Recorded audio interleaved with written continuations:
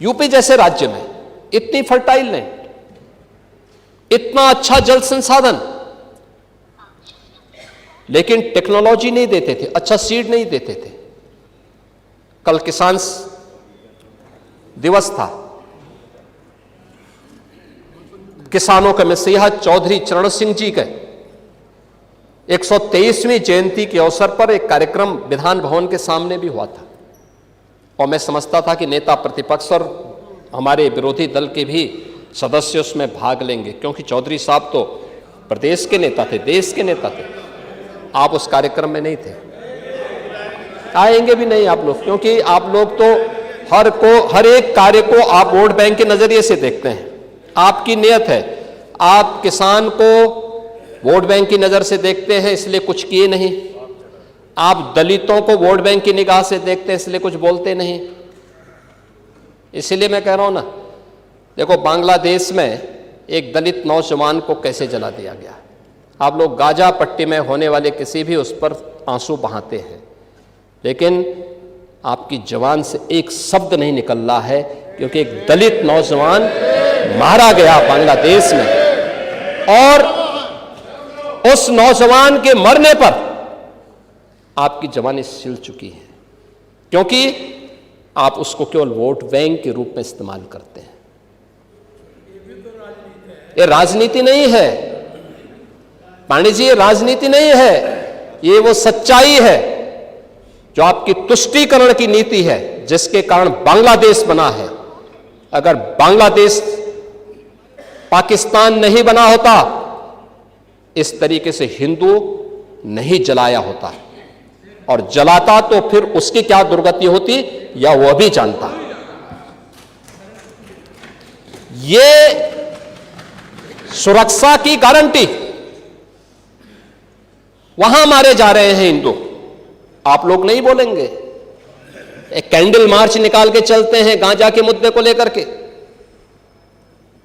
लेकिन पाकिस्तान और बांग्लादेश में हिंदू मारा जाता है तो आपके मुंह बंद हो जाते हैं, क्योंकि मरने वाला हिंदू है, दलित है, आप बोलेंगे नहीं। और यही सच्चाई है। निंदा प्रस्ताव पारित होना चाहिए, और यह प्रस्ताव नेता विरोधी दल की तरफ से आना चाहिए। इस घटना की हम भर्त्सना करते हैं, और बांग्लादेश सरकार को इस बात की चेतावनी देता हूं, और इसीलिए हम कह रहे हैं नोट करना, ये चीजें होनी चाहिए, और हमारा भी प्रयास होना चाहिए।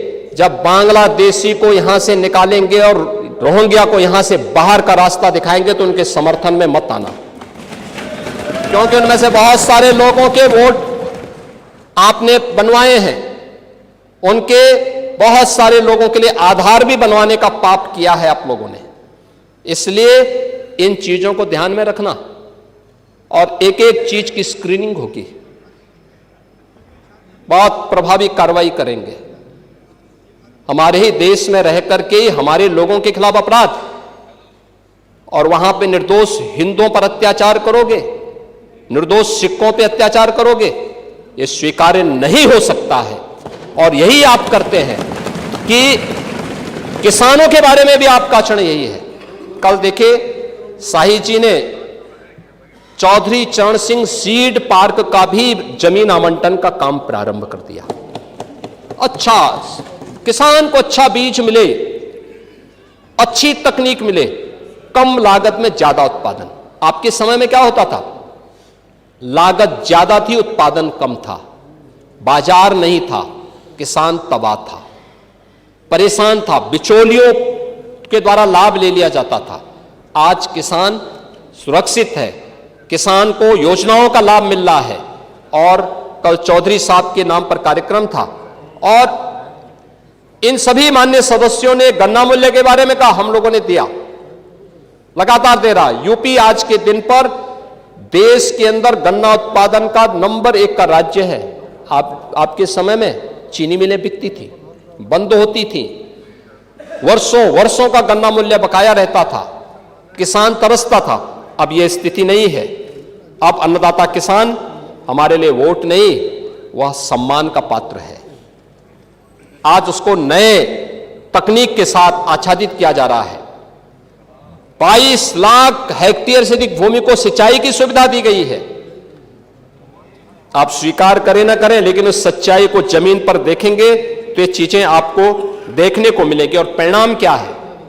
परिणाम है जो आपने 8% किसान विकास की दर रखी थी, कृषि विकास की दर, अब ये बढ़कर के 18% पहुंच चुकी है यूपी की कृषि विकास दर। एमएसपी के साथ ही डीबीटी के माध्यम से भुगतान करने में आज उत्तर प्रदेश देश के अंदर नंबर 1 स्थान पर है। आज यूपी उसका परिणाम है कि देश के अंदर कृषि योग्य दंगा कैसे होता और दंगाई का उपचार कैसे होना है। हाँ, तो बरेली के मौलाना से पूछ लो। अब यहां न कर्फ्यू है न दंगा है, अब यूपी में सब चंगा है। यह है नया यूपी। महोदय, हम लोगों ने पुलिस की अवस्थापना, यानी अगर भर्ती की है, उनकी ट्रेनिंग अच्छी की है, तो उनकी अवस्थापना सुविधाओं को बढ़ाया है। अब खपरेल के बैरक नहीं है। आप किसी भी जिले में जाएंगे, जो सबसे हाई राइज बिल्डिंग होगी वो यूपी पुलिस की कार्मिकों के लिए बैरक होंगे। आखिर वो सभी नौजवान तो यूपी के अंदर के ही रहने वाले हैं, किसी न किसी के परिवार के होंगे सदस्य। ये मानवीय संवेदना का भाव पहले था, आज नहीं है। आज उनके साथ वही सद्भाव के साथ, सम्मान के साथ सरकार व्यवहार करती है। सरकार ने रिफॉर्म के पहली बार यूपी में पुलिस कमिश्नरेट सिस्टम लागू हुआ। 7 जिले आज उससे पूरी तरह आगे बढ़ चुके हैं। मॉडर्न पुलिसिंग, साइबर थाना और फॉरेंसिक इंस्टीट्यूट, ये आज यूपी की पहचान बन रही है। आज यूपी के अंदर एफएसएल लैब्स बंद पड़ रही हैं। 3 नए कानून लागू होने के बाद 7 वर्ष से ऊपर के प्रत्येक सजा में फॉरेंसिक एविडेंस आवश्यक है। आपका कार्यकाल होता तो आप कभी नहीं कर पाते। इसलिए नहीं कर पाते क्योंकि आपने ना फॉरेंसिक लैब बनाई, ना फॉरेंसिक इंस्टीट्यूट बनाए। ओह, अब 4-4 बार थे, नहीं कर पाए, तो अब कभी नहीं मिलना है, अब नहीं मिलना है। चलिए, ईश्वर करें आप स्वस्थ रहें ये सब देखने के लिए, आप स्वस्थ रहें देखने के लिए कि फिर से सपा को उधर बैठना पड़ेगा, और सपा को बैठना ही नहीं पड़ेगा, उस लायक भी रहती है कि मुख्य प्रतिपक्षी दल बना रहता है कि नहीं रहता है, ये इसमें मुझे संदेह लगता है।